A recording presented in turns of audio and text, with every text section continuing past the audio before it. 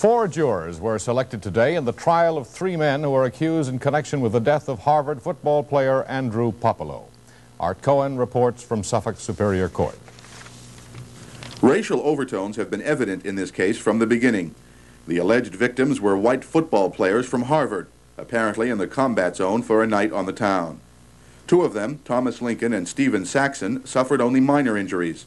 The third, Andrew Puopolo, eventually died of stab wounds.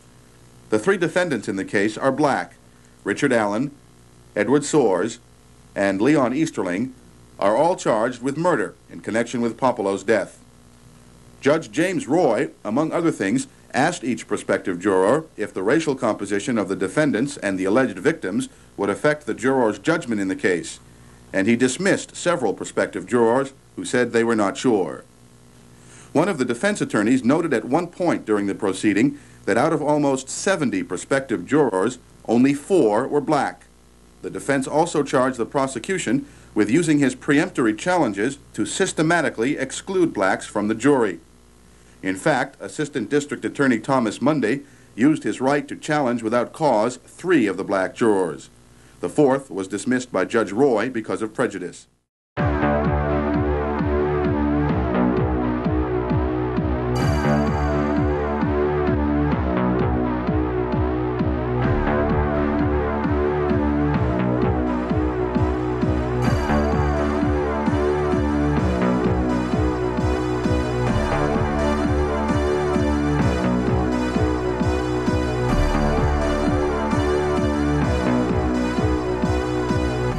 Welcome to Crawlspace. I'm Tim here today with Lance. Lance, how are you today? I'm doing fantastic today, Tim. I am excited because we have a guest on. She is a writer, and she has written a book that follows up on a topic that is close to us in proximity. But also, we're very interested in this topic because it really is like a cultural shift in major cities in the United States back in the 70s, 80s, and into the 90s. And we talked about it in a previous episode, and we get to revisit it here, specifically about one major event that happened during this. But Tim, one major event that's empty in my life is your mood. How are you? I'm doing all right. Thanks a lot for asking. The leaves are changing. Fall is in full swing, Lance. Yeah, so we spoke with Jan Brogan. She is the author of a book called The Combat Zone: Murder, Race, and Boston's Struggle for Justice, and the murder of Italian-American star athlete Andy Puopolo. And we had previously spoken with Stephanie Shuro about the Combat Zone. She also wrote a book as well, so check that out. It's a previous episode of Crawlspace. And that was the broad strokes of what the Combat Zone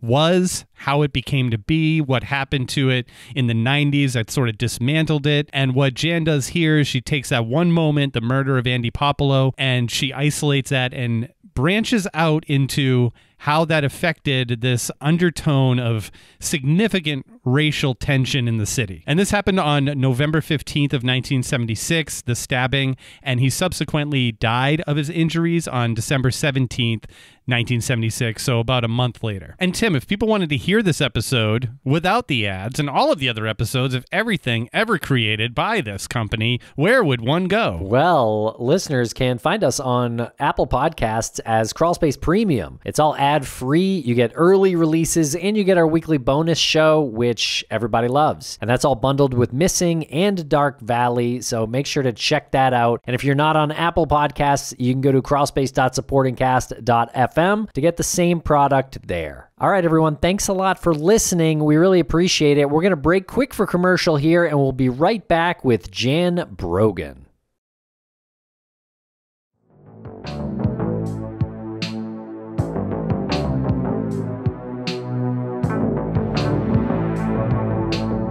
Welcome to the podcast, Jan Brogan. How are you today, Jan?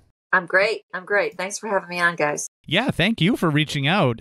This is a topic that we always love revisiting because Tim and I are local to the area. It deals with Boston. It deals with a time in Boston that is really foreign to us. And what happened at this time was very polarizing and fascinating. And you wrote a great book about it. I don't want to keep talking and taking up your time, but thank you for reaching out because, again, we love this topic, and anyone who's an expert on it is more than welcome. It's a football season murder, which is sad but true. That's true. There are some connections to football. Thank you for being timely with your email. Before we get into the story, can you tell us a little bit about you? What is your background? My background is as a journalist. I worked as a journalist I still work as a journalist, so I guess it's getting closer to 40 years now.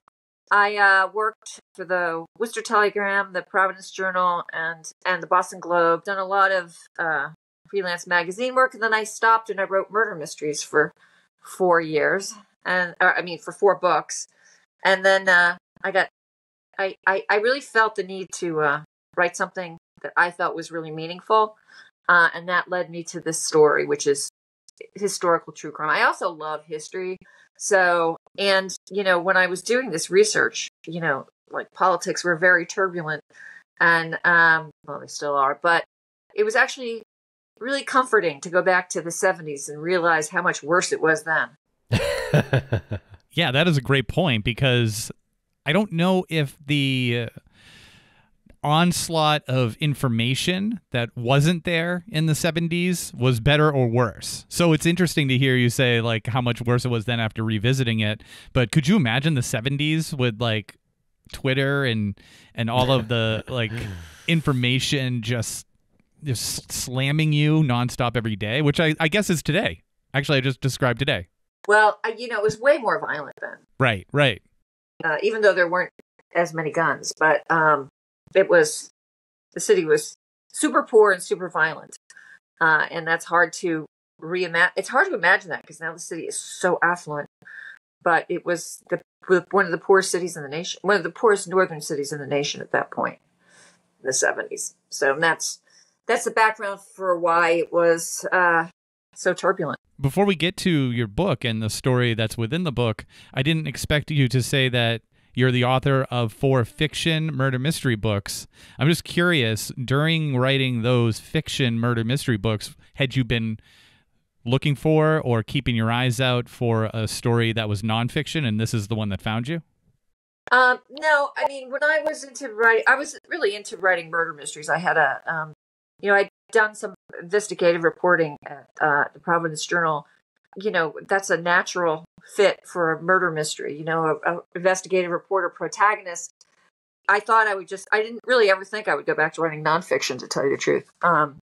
Although I was, I always come back to being a reporter because I think that's just who I am. I still write fiction too. But when I was done with my last murder mystery, which was Teaser, I really felt exhausted. I felt, why am I making up terrible things for people to do?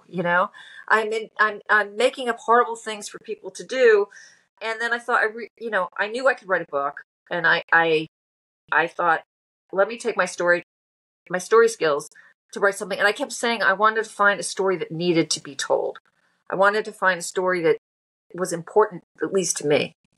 And so I said that enough times to enough people that when I finished my last murder mystery, this opportunity presented itself, and I jumped in because there was so much. And when I jumped in, I didn't know how significant this story was. Like, I didn't know it changed criminal justice. I just knew that there were a lot of injustices within the story. What about the city of Boston? Are you connected to the city of Boston? I worked as a correspondent for the Boston Globe for probably 7-8 years. I worked in the city for a bit after that, and I've lived in, the city, and I love Boston. I mean, it's just a great city, and I was actually living there, going into college in the 70s when this took place, and I was a journalism major, but it just goes to show how kind of self-absorbed you are in your early 20s, that I did not realize the magnitude of what was going on. Okay, so yeah, tell us a little bit about the combat zone. Okay, so the combat zone is really now in Boston, it instills a lot of nostalgia because it was just this crazy period in Boston's history when it actually zoned a red light district, which was very strange for Boston because it was best known as puritanical, as the city that banned Walt Whitman's Leaves of Grass and I Am Curious Yellow. I mean, it was really an uptight town. Have you ever read Walt Whitman's Leaves of Grass, though? That is scandalous. I have, especially for that period. For that period, you're like, wow, I can't believe, that you think that would never get through then, but it did. But anyway, so Boston had this period where it felt it had no choice but to zone a red light district. And the reason it felt like it had no choice was because it had a prior kind of smaller, not as edgy red light district, which was called Scully Square, which were all the sailors and the army guys went. And they tried to get rid of it by using urban renewal funds to bulldoze it.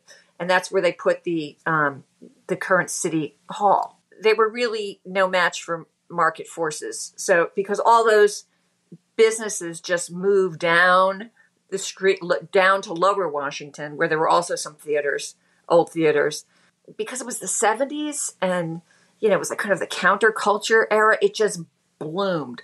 So by 1970, I think it's by 1976, there are 35 adult entertainment businesses in a kind of a 4-block area.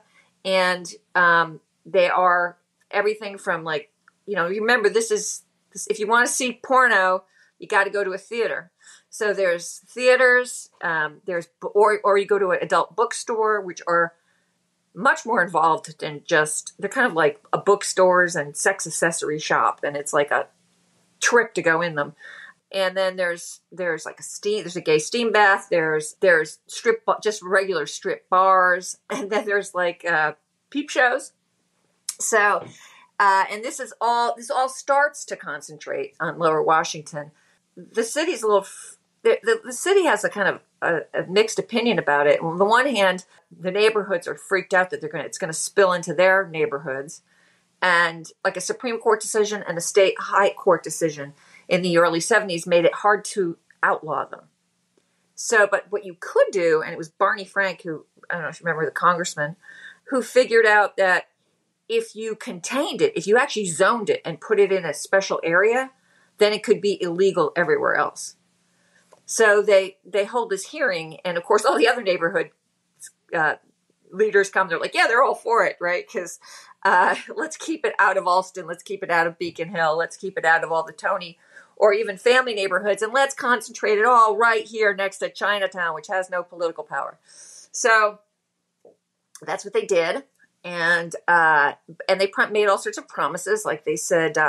Okay, we're going to do this, but we're going to improve lighting. We're going to make it look better, signage. We're going to, improve services. We're going to monitor it with police. Well, they started off, they improved some signage, and that was sort of the end of it. And one of the things that they hadn't counted on, or maybe they did count it on, were two things. Well, two things. One is the mob. This is the glory days for the mob. So they quickly come in and own at least 40% of the businesses, and that's probably an understatement. And then the corruption of the police, which in that time in Boston, particularly District 1, which includes the North End, which is the it's the Massachusetts headquarters for the mob. The New England headquarters is really in Providence, but Boston, the North End, is the state headquarters. So police are corrupt, and we find this out, I think, 2 weeks before this murder. It might have even been a week before this murder, because there's a secret investigation, which is actually, I love this part, which is actually commissioned by the police commissioner. It's like the guy who was called into corruption to clean up corruption realized, because of the union strength and because he was Italian and the rest of them were Irish, that the only way he was going to get anywhere finally was if he did a secret investigation. So he did something like, it's like a 500-page investigation, which detailed corruption, small and large. Small being like, mobsters double parking, cops, sitting at bars drinking for free, too large to cops tipping off the mob about their own department's investigations before they happen. And the commissioner dropped this on at the newspapers and the media on a day that the mayor was out of town, which was, I think, by design, and it hit all the newspapers. It was like in the media, And one of the things that came out of this report, which will be important in the murder trials, is they say, look, there's this con, right, going on. And you have to remember, this is the 70s, so not a lot of people are carrying credit cards. And not a lot of people are coming to the combat zone to go to a strip club, buy sex, which was very easy to buy, or buy drugs, or, using credit cards. They're carrying cash. So it's a great place to be a mugger or a pickpocket. And it's got a lot of that going on. And one of the things that's very common in that day is that young women dressed like prostitutes, who they call whorelets, which is one of the nicer things they call them, just stand by the door of the bars. And when the guys leave at last call drunk, they sidle up to them, fondle them, and steal their wallets. And everybody knows that this goes on. But one of the things that came out of the report was, well, there's this new wrinkle to it. Now they have male protectors. Big guys who are around for a cut of the wallet will make sure everything goes smoothly in case the guy, figures it out and tries to hurt you or goes to the cops. And the police commissioner, who I was lucky enough to interview shortly before he passed away, the guy who commissioned this report, said what wasn't in the report was that sometimes cops would do this. Sometimes the dirty cops would also do that for a cut of the wallet. That's how, and he said, and that's how far $5 went in those days. That people would, cops, he said, the sad thing was how little money it took to corrupt. So it's football season. It's the end of the football season, and the Harvard football team celebrates it at the Harvard Club, which is up on Common Avenue, very nice Back Bay, beautiful location. It's a very, very Tony night where they have Ethel Kennedy comes to give a speech. They have, all the boys are 40, 50, and they come in their 3-piece suits. They have cocktail hour. They have a big dinner with banquets and awards. They have some more beer, and they go over reels. It was a losing season for them. It was a disappointment for them.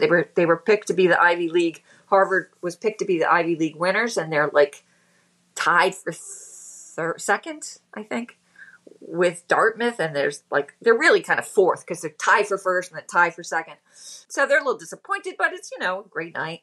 And the Harvard tradition, and this is the tradition at Harvard and other colleges in Boston, is that the football team ends the night with a last drink together at the combat zone. So they all go down to the combat zone, between 40 and 50 of them, and they have a private room at the Naked Eye, best known for its all college girl review, and they have a good time. 2 of them get up and dance on the stage with the stripper until they all get thrown out at last call, and they all disperse onto the streets. And some of them came in the Harvard equipment van, some of them came by their own cars, some of them came by trolley, some of them came by cab. So they're all going back. Now, Andy Puopolo, who is the victim, he has just found out he's been accepted to his first medical school. So there are exams this week. So he and a couple other, so he's already in the back of a car halfway down Boylston Street, in the back, when all this shakes out. One of the really sad things is when I was interviewing, or when I was doing my research, people would say to me, "Oh, Andy Puopolo, he's that guy who got killed trying to get his money back from the hooker."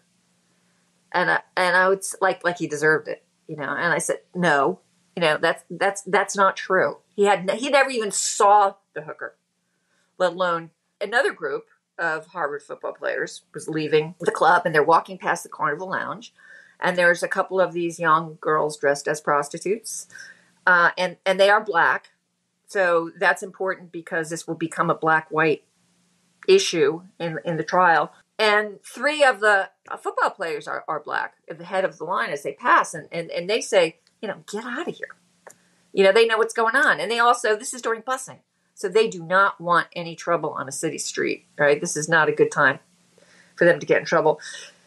But the young women, they call them Horlets, robber barons, robber whores. They've got a lovely names. One's 16, one's 21. And they start talking to the guys in the back who are drunker. And they somehow wind up getting invited back to the Harvard equipment van. And one of them gets inside on one guy's lap who mentioned he had $50. And they're trying to get him to come back to the Harvard campus. And the girl says no, and she jumps out, and they say, check your wallet. And it's gone. So 3 of them and the Harvard equipment manager jump out to chase her. The 3 black guys will never get out of the van until they leave. They're like, we're staying here. You know, they're crazy, right? It's strong. So they chase the woman. The women split up. They go after one of them. They get stopped at the Carnival Lounge by Richard Allen, who will become a defendant. And then he says, go home. He says, basically, Harvard boys, you are out of your league, you know? Get in your van and go home. You lost, you came, you got burned, go home. So they actually start to listen to him. They get back in the van, and this wouldn't have happened. They're in the parking lot, they get in the van, they're crossing Boylston Street, and one of them says, there's the other one. And they spill out of the van. It crosses the street, it ends up in an alley, and they chase the other prostitute, or faux prostitute, whatever she is. And as they're running down the street, remember, there's Harvard football players all over, you know, getting back into their cars or headed to the tee. And they wound up getting more, and they call out to Tom Lincoln and Steve Saxon, who are ahead of them, stop her, she's got Charlie's wallet. Steve Saxon actually reaches her. She stumbles and he picks her up, and she says, I don't have a wallet. So he lets her go. And a couple guys put her in a cab and she's gone. But meantime, Edward Soares, he's 33. He's black. He comes out, and you have to take it from their perspective. They're looking and they're seeing they're from the 8 to 10 big white Harvard guys chasing a black woman down the street, right? Young black woman. She's 21. Edward Soares comes. He knocks one of them down. They kind of get into it, but this time Edward Soares is surrounded by, I think it's 8 Harvard football players. They wind up backing him up to the T station, but there's no blows exchanged. From all the testimony, there's no actual fighting going on. And then Tom Lincoln says, but Edward Soares, by his own account, is wildly drunk, and he's doing this kind of karate kick thing, and they start laughing at him. And I think that was the mistake. Tom Lincoln says, let's get out of here. He doesn't have a wallet. And then Leon Easterling at that point jumps in and stabs Tom Lincoln in the gut. And at which point the Harvard equipment manager says, they've got knives, run. And they all turn tail, even Tom Lincoln, who says he said he was just in shock. He didn't feel anything, really. They run back almost the entire length of Boylston Street. It's at that point, and they are chased by Edward Soares, Leon Easterling, and Richard Allen. Remember the guy at the Carnival Lounge, and another guy who, according to testimony, some people identify him as black, some identify him as white, some identify him as Hispanic. Danny Puopolo, the victim's brother, who is kind of the heart of this whole book, wonders if he was maybe Italian. Maybe he worked for the mob, because he's the only one they never find. They never identify. He never gets arrested. He never gets charged. So they chase them down to the van, and all but one of the Harvard football players gets in the van. But they call him the guy with the cranberry jacket. That's the guy nobody can decide what race he is. And he pulls him out, and he's slamming him against the van so that the van is shaking back and forth. And it's this point, Andy Puopolo has gotten out of his car to see what's going on, because remember, they all just race back. And he walks into the alley, and he sees one of his football players being slammed and nobody helping him yet. So he jumps into it. Tom Lincoln, actually, the one who was stabbed, winds up getting out of the other car and getting the guy, bringing him in. But Andy Puopolo gets into a fight with Edward Soares, and this is around they're kind of boxing or whatever. They're fighting around the van, like in a circle around the van. And when they come back to start, Leon Easterling jumps over Edward Soares and he stabs Andy Puopolo. Another Harvard football player from the street comes over, and a friend, and he picks up Andy and he says, "Let's get the hell out of here." And he said, yeah. And they're headed across the street. They're headed back to cross the street when Leon Easterling comes back in a second time. This time he stabs him in through the stomach and up through the heart. And so because of all the press about the police corruption, police are actually heavy presence in that neighborhood, and they are there within a minute. And they know they can't wait for an ambulance. They said, he'll die. So they take him in the wagon to Tufts emergency room, which is like 2 minutes away. And they get him there, and he's technically dead on arrival. But they get him there so quick, and they start operating that they think they've saved him. So the family finds out. So Andy Puopolo's 21, Danny Puopolo's 19. And much of this story is told through his eyes. His brother was his hero. They were very, very close. His brother had invited him to the combat zone that night with the team. Danny declined, and he'll feel guilty about that the rest of his life. The family's there, called there, and they're there all night. When they leave, by the time they're ready to leave in the morning, just to get, to take a shower to come back, because Andy's out of surgery and he won't be up for hours, they look out the window and Harrison Avenue is filled. Police, TV vans and reporters. And so this story, because of Harvard, because Boston is the middle of busing, so black-white issues are at the peak, because of Boston's sort of unusual way of handling pornography, which, remember, all cities are dealing with this. And they're just kind of blown away that this was Boston's choice to kind of legalize it, even though that's how it was seen. So this murder is covered by over 300 newspapers across the nation and Stars and Stripes in Japan. It'll be followed by, the New York Times, like the developments. ABC will come and do a segment. It's a big national story. Imagine the family trying to deal with this, right? They're just worried about their parents or the son or your brother. And all of a sudden, there's people around your hospital saying, you don't have to talk to anybody. We'll guide you out. We'll handle the media. And the next morning, there is a press conference. And so you can imagine, this is Police District 1, right, who are definitely in need of some good PR, given the exposure of the crime report the week before. Now they're the heroes, because you have the doctor saying, if it wasn't for the fast action of the police, he'll be dead. And all the news is, it looks like he's going to survive. It gets even bigger. So, like the Tufts emergency room, or not the emergency room. That'll be filled that night. But the whole month, Andy will be in a coma. It's filled with politicians. The Pope sends a medal. The family is getting letters from people all over the country with like dollar bills in them. They don't know what to do with it. The priests are coming in. There's psychics coming in. It's like a scene, And the family's just trying to get through it. And because it was supposed to be a miracle, the doctor said, look, he survived. It's a miracle. They keep thinking it's going to be a miracle. They believe in that. And they're also they believe in that miracle. Psychics come and tell them he's going to survive.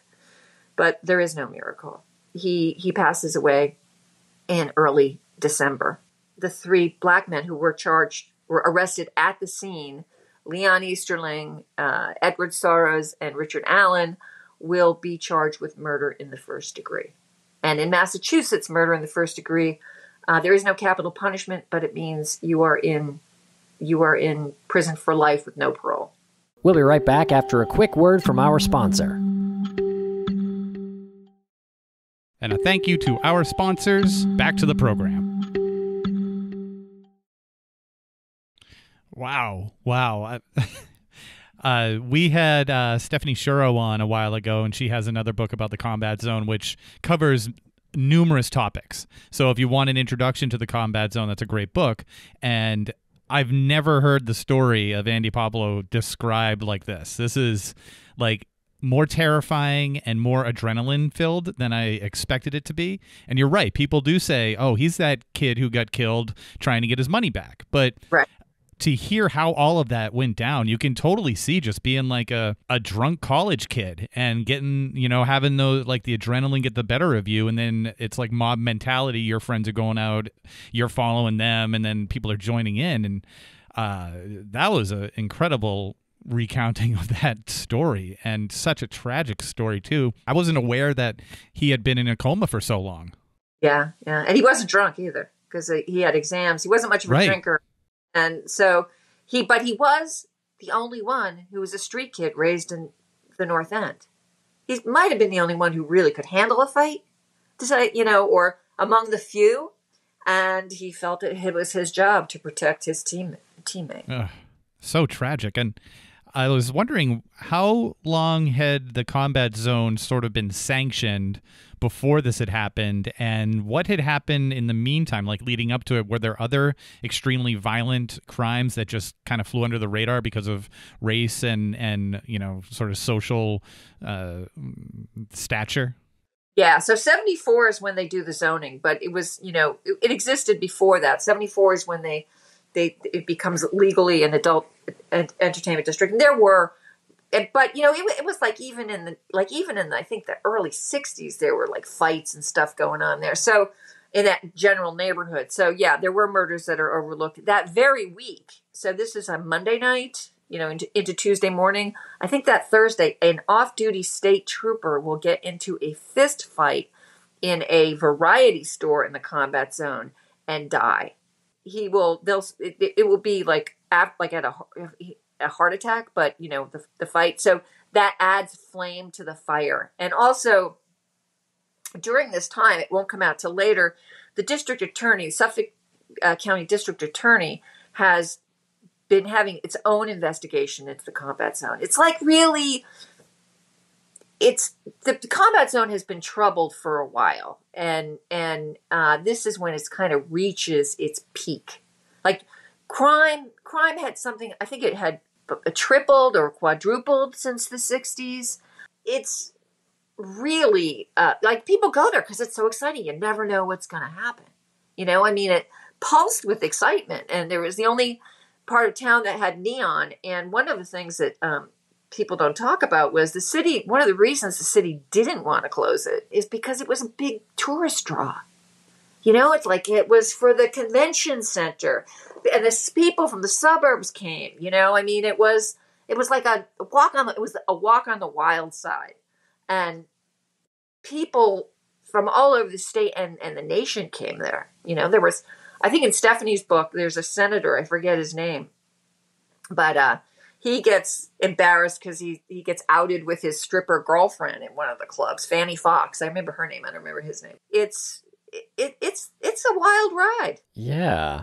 So yeah, it seems like they were really trying to kind of funnel sort of under the radar elements of a city into this one block and sort of try to contain the crime. But this crime really broke into national news. And was that partially because he was a football player? Was Andy a particularly good football player? He was a good football player, and he'd just been in he'd had his glory. He'd been mentioned in the New York Times, I think the week before.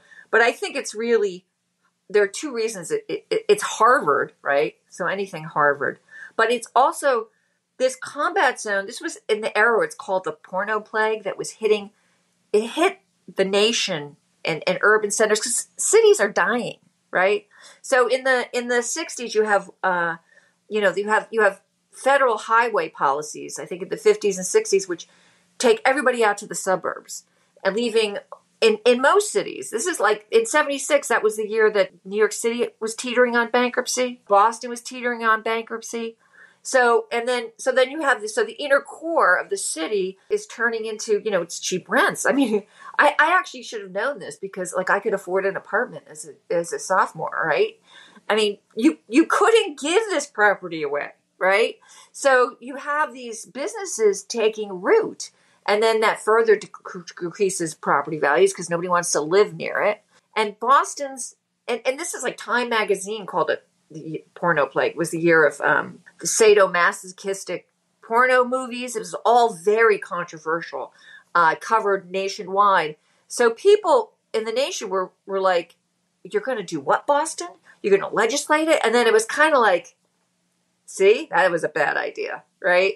So it was a combination of Harvard and also just how controversial pornography and red light districts were at that moment in time. And you also mentioned that this took place during busing in Boston, and I don't know how many people are aware of what that is. Can you give us a little bit of a background on the busing system? I will, but before I do, I want to paint one picture that I forgot to get, so you know what the combat zone was like in the 70s. So on a given Saturday night, there would be 60 prostitutes lined up on LaGrange Street, right? It was a 4-block area where traffic was stopped at gridlocks, and there was solicitation and drug sales through car windows while the cops turned their back. There was sex going on in the clubs. One club figured out a way to charge it on credit cards. It was in the alleys. It was in these theaters. I mean, it was a free for all, and this was that moment in time. Busing. I think the first busing law is, I think, 74. It goes into effect in 75. So Boston was very segregated. I mean, still not great, but it was very segregated, and it was run by the Boston School Committee, which used its power very much for political gain as opposed to taking care of the schools, which were pretty terrible. And they were terrible overall, but they were really terrible in the black neighborhoods. They weren't great overall, but the state and the feds had given the Boston School Committee every opportunity to fix this problem. Like, give us a plan to develop magnet schools. Just you come up with your own plan. Come up with some way to solve this problem. And they were just like, no, absolutely. They were just very defiant because it was their political base. So that's how it is kind of like now, right? But it was at the local level. Finally, Judge Garrity, the last straw, he came up with a busing plan. And it was a terrible busing plan. It was punitive. It started by busing kids from Southie, which was the most all-white Irish and most defiant neighborhood, with, I think, Roxbury, which was the all-black neighborhood. And it led to immediate violence, where you have actually parents throwing rocks at buses full of kids. Eventually, you'll have stabbings in the school. You'll have riots on the street, overturning cars. You'll have the National Guard had to be called in. There would be, kids would go to school. There'd be like helicopters over their heads. It was like a war zone.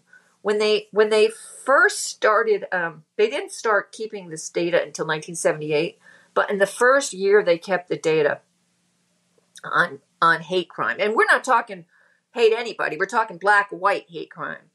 The first year was 604 incidents reported to the police. That's like 2 a day. And that's just the reported ones.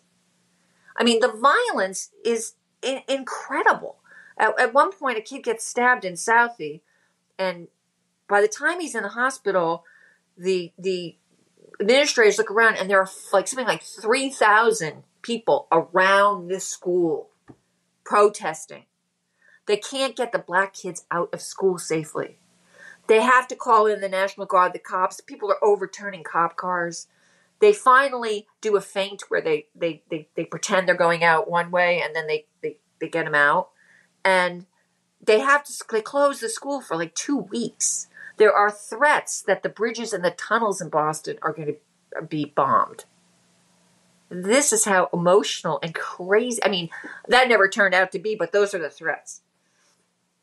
And this is just kind of like an average day in 76 in Boston, in the schools. So needless to say, when as Henry Owens, who will be the lawyer for Richard Allen, put it, and he's like the city's preeminent black attorney. He said, and so the jury, right? The jury is going to come from these very neighborhoods who are furious about this busing plan imposed on their neighborhoods. And you have to think about it from the white perspective. You know, there's a segregation problem, and they're saying, okay, we're going to solve this by taking your kindergartner and busing them to what you consider a really dangerous neighborhood. I mean, that's, and then you have all the affluent white suburbs like Newton and Brookline looking down their nose at these people who are resisting, calling them racists when it doesn't affect them at all. So, as Henry Owen said, the jury was in no mood to look at the rights of black defendants, to consider the justice for black defendants. So, what was, I think, the biggest mistake in this trial? So, when you lose somebody, right, to murder, and losing somebody to murder it's just, there are so many repercussions. It's different than losing someone even to sudden death, even to a car accident, because you have the suddenness of it, you have the violence of it, and then you have a criminal justice system which keeps demanding your involvement and going over those gritty details. There's something like, they know now that when you're a teenager, it's almost impossible not to have PTSD from this, and that explains a lot about the gang problems in the inner cities, because these like 13 to 14-year-olds see their friends killed, and then you get this cycle of violence. So revenge is a very common response, particularly about young male adolescents. So this is going to go to trial, and what I think is a mistake is the prosecutor, Tom Mundy, who is, by all accounts, a brilliant prosecutor. He will go on to he had a brilliant career. He'll go on to have an even more brilliant career. I believe he is under a lot of pressure from his boss, who hates the combat zone, who knows about the mob infiltration of the combat zone, to get this. They want to shut down the combat zone. The district attorney and the police commissioner will say this was a big mistake. And then from then on, they will go on a campaign. They will start bringing every single one of those strip clubs in for violations, and they will at some point, like 6 or 8 of them will lose their licenses, at least temporarily. They'll get them back, but some will shut down immediately. So there is a big campaign to shut down the combat zone. And Tom Mundy decides to charge all 3 of these men with murder in the first degree equally, even though it's only Leon Easterling who stabs him. And he's using joint venture here. And joint venture says that once the other 2 saw Leon Easterling use the knife up in the first fight where he stabbed Tom Lincoln by the empty, and they followed him back to down the street into that alley to help him. They knew he had a knife. They knew he would use it. He's equally guilty. So that's one way they're doing it. The other way they're saying is all three of them were working to protect that prostitute, and that's the only reason they got involved. They were in it for a cut of the wallet. So all 3 of them will be charged with murder in the first degree. And when you're the victim's family, all you want is the absolute most justice, right? If the prosecutor tells you justice is 1 man going down for murder in the first degree, that's what you want. If he tells you it's 3 men, that's what you want, because it's particularly in this instance when people are saying, oh, we're so sorry about Andy, but what was he doing in the combat zone that night anyway, right? This is what they're getting all the time. And they, of course, want justice seen to the maximum. And so when they impanel a jury, and also, so this happens, he dies in December. They will try this case in December 76, in March 77. That's like 3 months. That never happens now. The defense got 3 months to prepare. they'll have a trial. It'll take forever to impanel a jury because you can't find people who haven't heard about this. You can't, it's been in the news so much. And also it's during busing. So it's humorous, but it's not. It's sad. You have people in the jury impanelment. They'll say, now listen, you're white, they're black. Can you put aside your feeling about race? And they'll say, no, really, I can't. They just realized that they wanted to get out of jury duty, or they were just very honest about their racism. But you have a lot of that. So they're looking for 16 jurors. It's 12 plus 4 alternates. They settle for 15 because they're running out of people. And Tom Mundy will do something which is very common it's not common. It's business as usual. It's how all juries work in Boston, in every state in the nation. The attorneys use their peremptory challenges. So that's after the judge does a kind of they call the voir dire, when he says, okay, so you're not related to any cops, or, you can be fair. You think how much publicity have you seen? So once he clears them from his perspective, both the defense and the prosecution have their turn to use their peremptory challenges to get rid of any prospective juror they think isn't going to be on their side. The defense, for example, will get rid of 17 potential jurors with Italian last names, because the victim, Andy Puopolo, they don't want that kind of sympathy. Mundy will use, and he has like 46 peremptory challenges, something like that. So he will strike 12 out of 13 potential black jurors. And we'll be right back after a quick word from our sponsors. Thanks to our sponsors, and now we're back to the program. So the jury pool doesn't have, in Massachusetts at that time, doesn't have many blacks in it to start out with, right? So I think there was something like 186 people called, and I think it's either 12 or 13 of them are black total. And then he strikes them, and but he leaves one, and I think they think they're covered with that, and they go to trial. And so the jury will find all 3 men guilty in the first degree, and it'll take them, I think they, and this is a complicated case because there are multiple charges. There's everything from, assault with a shod foot, and there's 3 defendants, so it's a very complicated trial, but they will adjourn, or they start to decide around 1:00 on Thursday, by 10:30 on Friday morning, and they don't go into the night, they break at dinner. So we're talking 4 hours. They will decide the next morning to be all murder in the first degree. You had mentioned that the other 2 who did not do the stabbing were accountable. What was the term you used for that? Joint venture. Joint venture.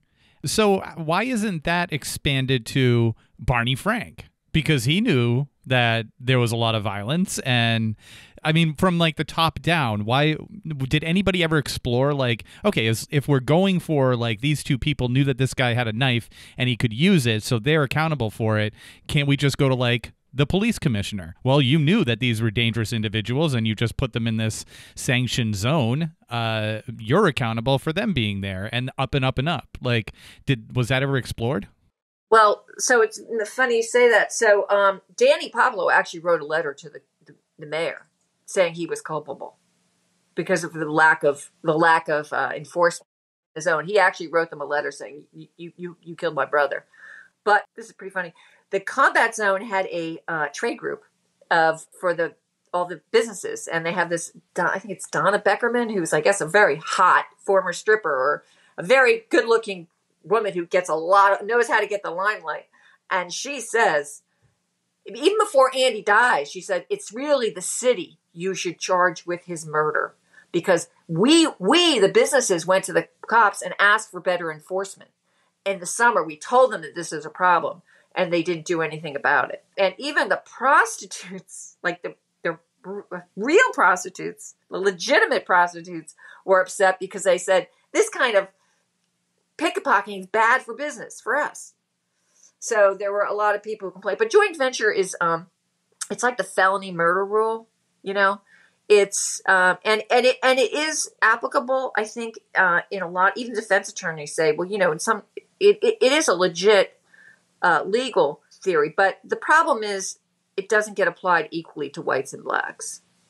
And that will be, that will become and in studying and looking at the criminal justice system in that time point, it's not that, it's like when young black kids get arrested or charged, they get charged and they get convicted according to the rules, not more than the rules, but according to the rules.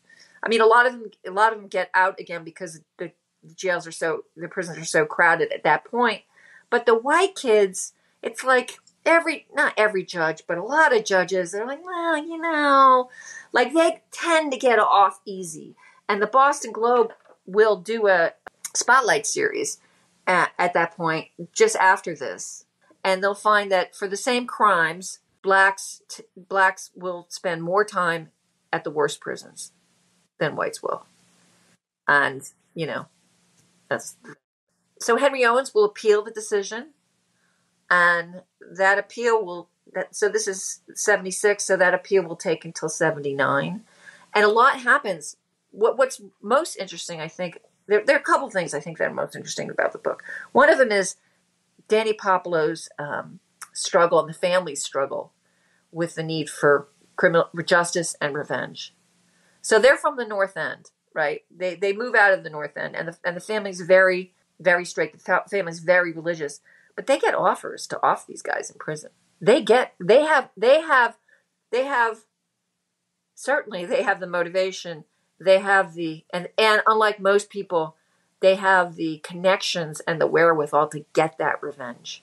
And so a lot of the book is about this very natural compulsion to get revenge and putting your trust in the criminal justice system and dealing with that. How did Danny deal with that? So Danny's 19 and he struggles throughout this book. He struggles with the strong compulsion to get revenge for his brother, who always took care of him and always looked after him. And Danny is not the athletic star that Andy is, but he is a strong guy who is a really good boxer. And plus he grew up in the North End. He knows it. He knows his way around the block. He feels it's his duty to get revenge. Whatever happened with the guy with the cranberry jacket? They never find him. So in the second trial, they look for him too. They never find him. He just disappears. Did the suspects ever try to identify him, or they claim they never knew who he was? Well, the defendants, I don't know. They don't. So very early, Leon Easterling says, look, I did this. I stabbed him. I did it to protect Edward A. Soares, and no one else should get charged. So I don't know. I don't know. Everybody, I talked to the prosecutor. Tom Mundy had died when I did this research, but I talked to his assistant prosecutors, and I got a lot of the documents. Mundy had a lot of evidence that Leon Easterling and Rich Allen were hustlers. They did work for the prostitutes. I had one guy come up to me after I gave a talk at the Boston Public Library. That was like one of my first talks on this. And I said, he said, oh, I came because I was good friends with Richie Allen. And I said, oh, how did you know him? And he said, oh, I was a drug dealer, and he was my protection. He everyone knew he worked protection in the zone. So they're all three defendants have passed away. So Leon, they were kind of known hustlers, and the medical evidence on the stabbing was very powerful. And Mundy had a lot of witnesses, not just Harvard boys. He had like linesmen, like utility linesmen who were working the area. So he had a strong case. And as I think Henry Owen said, it should have been Leon Easterling murder in the first degree, Edward Soares maybe assault and battery, and Richard Allen, he didn't touch anybody. There's no evidence that he touched anybody. There is some testimony that he took a wallet from the prostitute, but it's not good evidence. And later they find the wallet somewhere else. So but it's still, like you're putting, I think it's hard to ask a jury to put people away for life without the potential for ever getting out when they actually did not thrust the knife. I mean, that's, I mean, they do it with, bank robberies and stuff, but those are really, really planned out in advance. This was, I don't know how planned out this was. This is turned into a fight. But anyway, so there are a couple cases after this that really, so the problem for the family is up until this point, and Andrew Puopolo Sr., the father, is this gentleman, and he's got this very slight Italian accent. He's very gracious, and he's a very, very sympathetic victim, and the family's very sympathetic. It's like the moment they get this conviction of all three, it's like the public tide changes, and all of a sudden it's harsh justice, and then a case of which was black guys who put Richard Polite in one of these busing things, who put him in a coma from which he never wakes up. That trial happens like a month later, and then the jury does not find for joint venture. And then there's this young black guy, Brian Nelson, who's like 18, and he's with his three or four friends in one car, and they're all black, in a white van. They get into it during a snowstorm somewhere, and it turns into a fight, and he gets murdered with a tire iron and I think a broken glass. And not only are not, like, all the white kids aren't charged with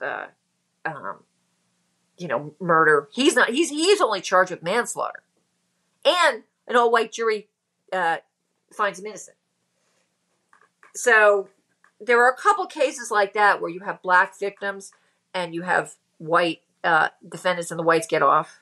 And this is very much in the news. And then I think it's 2 weeks before the second trial, you have the Darrell Williams case. Darrell Williams is a 15-year-old football player who is on the field of I think it's Charlestown High School, and they're huddling for their, like a high school game, I think.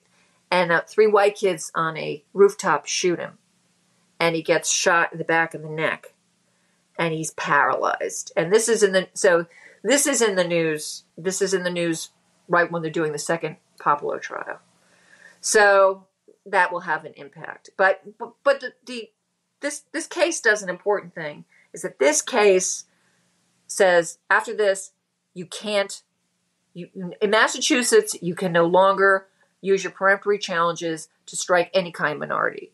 So if it's a rape case, you can't get rid of all the white potential juror, or the women, right? If they're black, you can't get rid of all the whites. If they're Hindu, you can't get rid of all the, it's like any kind of defined group, you can't tinker with the jury. And the way it works is the other side keeps track.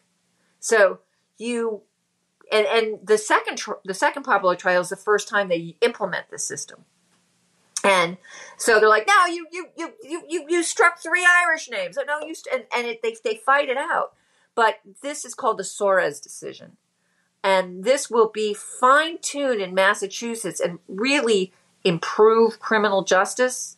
But it'll take something like 8 years. California has a similar decision that comes right before this one. And those two cases, I think it's Miller versus California and the Soares decision, will be used by the U.S. Supreme Court for the Batson decision, which will say federally, nowhere can you do this. So the Massachusetts, because of follow-up cases and some finessing of the law, actually works better. The Batson decision, people find a way to get around it, but it's not as ironclad. But this was a really important, I think, development in criminal justice. It said you have a better chance of getting a fair jury.